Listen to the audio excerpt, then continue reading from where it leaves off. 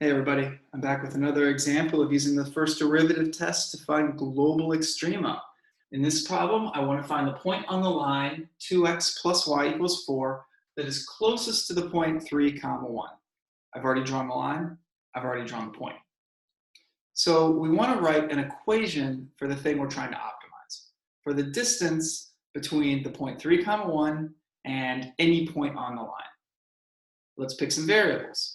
Well, we've got the equation with x and y, so let's write x comma y as any point on the line. For example, x comma y. So this is the distance I'm talking about, the length of that segment right there. We're going to write a formula for that using the distance formula. So the distance between 2 points is going to be the difference between the x values plus the difference in the y values, square each of those things, and then take a square root. So this is essentially just a Pythagorean theorem. The length of this segment here is going to be the square of the length of the vertical distance plus the square of the length of the horizontal distance. Okay, now, in this case, I want to use the points x, y, and 3, 1. So here, I'm going to have x minus 3 squared plus y minus 1 squared. This is the thing I want to optimize. Now, of course, I can't begin my optimization process until the thing I'm trying to optimize is written in terms of just a single variable. So I have to get out one of these two variables. I'm going to do it using this relation up here, the one that I'm specifically given. I know that y is equal to 4 minus 2x. So let's take out y, plug that in. So d is going to equal the square root of x minus 3 squared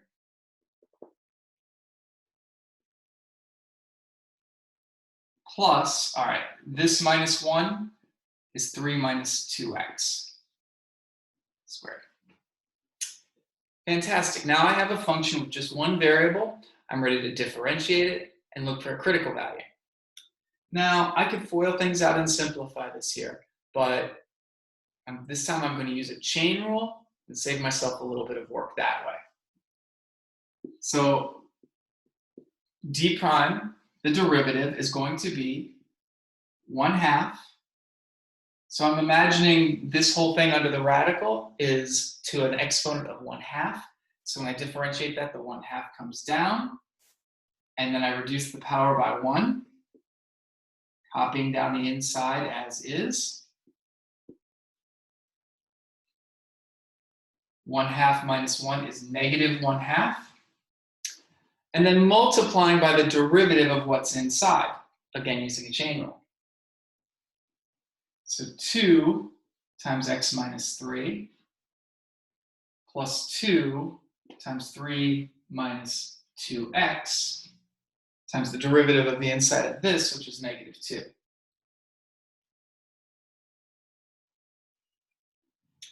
Fantastic. Let's rewrite this and simplify it just a tiny bit to make our next step a little bit easier. So first of all, when I see this negative 1/2, I'm thinking about it as a square root in a denominator. Let's write it like that.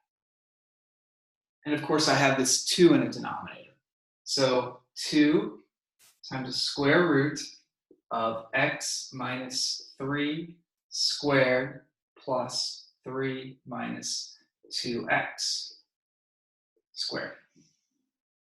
Here, I'm going to FOIL things out and combine like terms. So I'm going to get 2x minus 6 plus 6. I'm forgetting my minus 2 there. Let's be careful. I've got negative 4 times 3. So that's going to be negative 12. And negative 4 times negative 2x, so plus 8x. So overall, when I combine like terms there, I'm getting 10x minus 18. Fantastic. Critical values are going to be points where the derivative is 0 or where it does not exist. So the only way it could not exist is if the denominator is 0. That can only happen if both of these things being squared are 0. That would mean x is 3 and x is 3/2.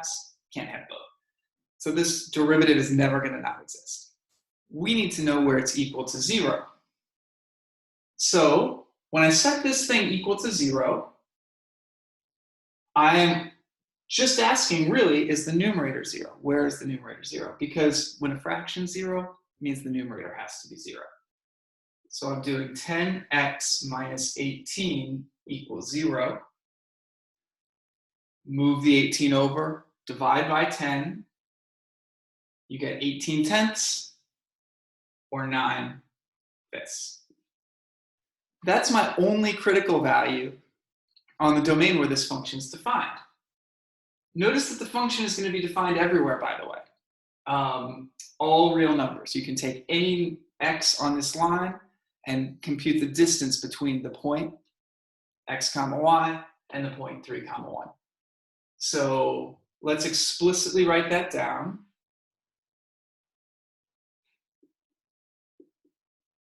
That the domain is all real numbers. This is essential.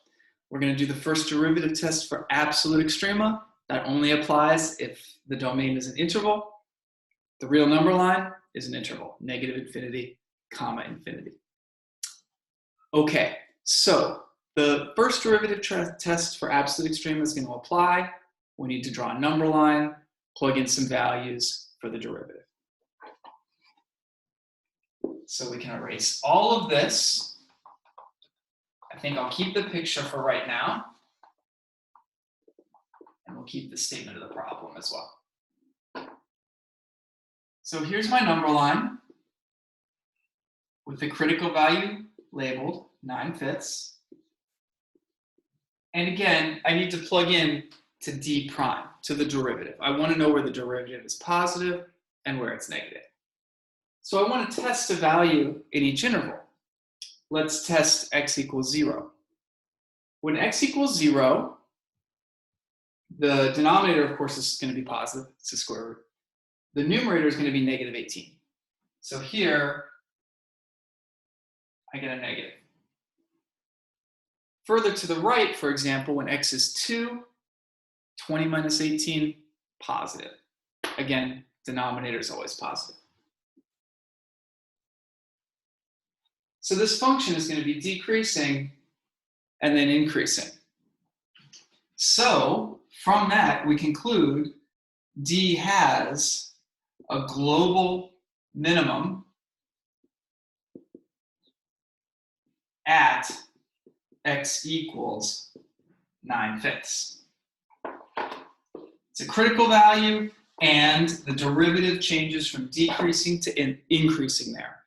It's the only critical value on the interval, therefore it has to be a global minimum. Now, the way the problem is phrased, we actually want the point, not just the x value. Let's get that.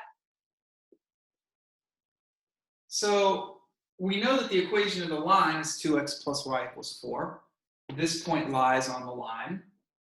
Since y equals 4 minus 2x, plugging in x equals 9/5, we get 4 minus 18/5.